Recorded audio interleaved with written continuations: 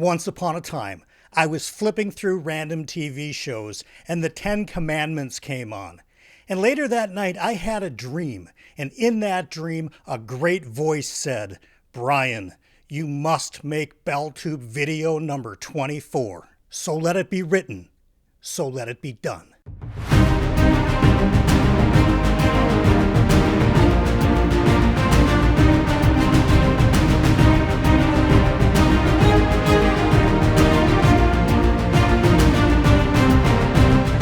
Hey everybody, welcome back to BellTube. Today we're talking about 5 books or book series that I think are kind of either underhyped or overlooked in the SFF community. Now, being a new booktuber, it's very possible that some of these books have been covered in years past, but I've watched more of the popular channels in this kind of corner of booktube, and I haven't heard a whole lot about some of these books, save perhaps maybe Andrew over at Andrew's Wizardly Reads has mentioned a couple of these, but I think you'll find some new ones as well. So let's get right into it. The first book series that I want to talk about is the Arcane Ascension series by Andrew Rowe. And for those of you who listen on audiobooks, on Audible, the narrator is the amazingly talented Nick Podell. Now, book 1 is called Sufficiently Advanced Magic, and it's basically kind of like, some people put it in a lit RPG category, some people put it in a fantasy category.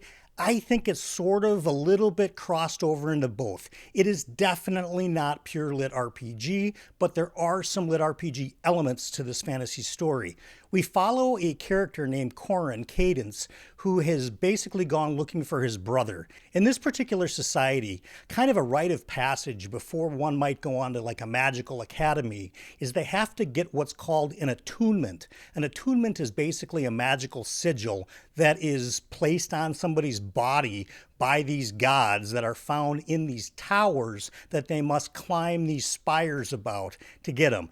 It's pretty fun stuff, and the author does a really good job managing both the adventure of this tower climbing expedition along with trying to find out what happened to his brother in the first place. It is said, and it is rumored, that if somebody can make it to the peak of the tower, the god that basically rules the land will give them any wish. So he wants to find out what happens to his brother, and of course, when he does get a magical attunement, he then goes off to a magical academy. We meet the rest of the characters of the book. It's a really cool series. There's currently 4 books in the Arcane Ascension series, and what I really like about it is that there's also a spin-off series called Weapons and Wielders. Now, this is an interesting concept because in the Arcane Ascension series, our main character, Corin, meets kind of like a mentor figure named Karis Solarian.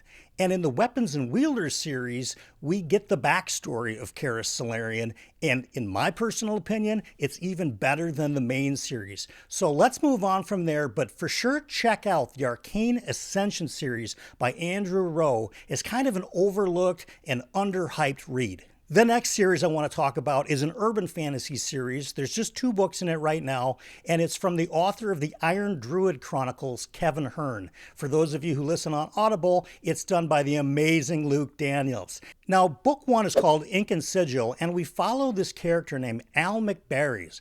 Now, Al is a really interesting magical figure that I've never really seen anything like before. His magic involves creating magical inks and magical papers and combining the two to create unbelievable sorcery. There's just a handful of people like him in the world, and at the core, book 1 is really a mystery. So if you like urban fantasy and you like mystery and you like Kevin Hearn's writing, especially if you've already read the Iron Druid Chronicles, which is not a requirement for these 2 books, by the way, I think you're going to find something here. I don't hear the Ink and Sigil series talked about very much, so that's why it's making this list. The next book that I think is underhyped and kind of overlooked is a standalone called The Library at Mount Char. Now, I mentioned this book a while back, I think in November, for Cozy Winter Reads. As I think about it, I'm not so sure it's that cozy. It's more of a fantasy/horror book, but it is a standalone. It's the only novel that Scott Hawkins has ever written. I'm not sure if he's just out of the game completely, but The Library at Mount Char is a difficult premise to try to summarize. So I thought rather than me trying to give it to you off the top of my head, I would read it to you as written on Goodreads and what the author Scott Hawkins himself kind of did as his elevator pitch for the book, and I'll read it and we can discuss. Carolyn's not so different from the other human beings around her. She's sure of it. She likes guacamole and steak and cigarettes. She knows how to use a phone. She even remembers what clothes are for. After all, she was a normal American herself once. That was a long time ago, of course, before the time she calls Adoption Day, when she and a dozen other children found themselves being raised by a man they learned to call Father. Father could do strange things. He could call light from darkness. Sometimes he raised the dead. And when he was disobeyed, the consequences were terrible. In the years since Father took her in, Carolyn hasn't gotten out much. Instead, she and her adopted siblings have been raised according to Father's ancient Palapi customs. They've studied the books in his library and learned some of the secrets behind his equally ancient power. Something they've always wondered is if their cruel tutor might secretly be God. Now Father is missing. And if God is truly dead, the only thing that matters is who will inherit his library, and with it, the power over all creation. So that sounds like a pretty cool premise, right? The library at Mount Char, some fantasy, some horror, a standalone, definitely underhyped and for sure overlooked. Take a look at it. The next series I want to talk about, it's been talked about a little bit about maybe a year or two ago, and then all of a sudden yesterday, by random coincidence, I happened to see it scroll across Booktube, but it was still going to make my list because it's still not all that prevalent out there on a lot of channels. And this is the Saga of the Forgotten Warrior by Larry Correia. Now, all you really need to know about this book is that there's a sentient sword. For some of you, that's just all you need to know. Currently, there's 4 books in the series. I believe there's going to be 5 planned. I've read books 1, 2, and 3, and I'm waiting for book 4 because my good friend Madison Goodyear, and I'll link her channel in the description as well, suggested that the narrator, Tim Gerard Reynolds, does such an amazing job with this series that it's worth me waiting to get to book 4 until it comes out on an audiobook. So book 1 is called The Son of the Black Sword, and it basically follows our main character, Ashok Vidal, who is a protector in this realm. And he sees the world only in black and white.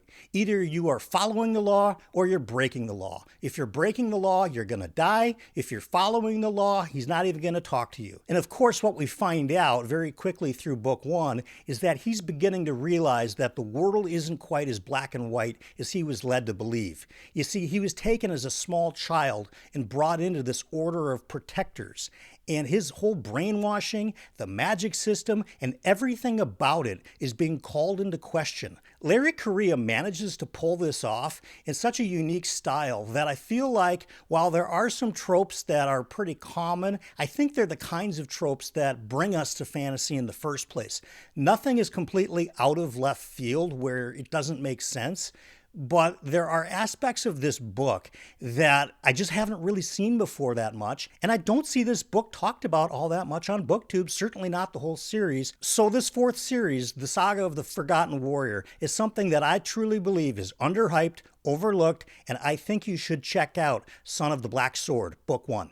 Another thing that's probably overhyped is subscribing to the channel. If you wouldn't mind, please do hit the like and subscribe button. I know your feed is probably full of booktubers, so what's one more? It really does help the channel grow. Thank you so much for doing that if you do find value here. Now, the last book that I want to talk to you about today, it's been talked about a couple of times, not very recently, and that is Spinning Silver by Naomi Novik. Now, this is a fairy tale type of fantasy, but it's a dark fantasy. It covers basically 3 point of view characters. They're all female, so if that's important to you in any way, there is that for you. It doesn't really matter to me what gender any protagonist is. So for me, it didn't really matter. What I cared about is this story any good? Yeah, it's really good. It's a classic retelling, I think, of Rumpelstiltskin in some ways, but there are twists, there are turns. It is a standalone, so you don't have to feel ultra committed. And the cool thing about this is that it happens in the winter. So as I film this right now, it is the 3rd week in January in Minnesota. It's been below 0 every day for like the last week and a half. I can't think of a better time for people on this side of the world to get into Spinning Silver because it is such a unique story. It won't take you long to get through it, and I think you'll come away with it saying, you know know what? I wonder why more people aren't talking about this book. So Spinning Silver is quite a bit underhyped and overlooked. I found this book through Patrick, and I can't recommend it enough, and I hope you enjoy it as much as I did. Our one for the road today is going to be about consistency. Sometimes just showing up is okay. You don't have to be at your best at any given moment. But if you can show up consistently to whatever it is you're doing, whether it be your job, whether it be for a loved one, whether it be for your family, whether it be for people who are counting on you, or whether it be just for total strangers, that your presence emanates something positive.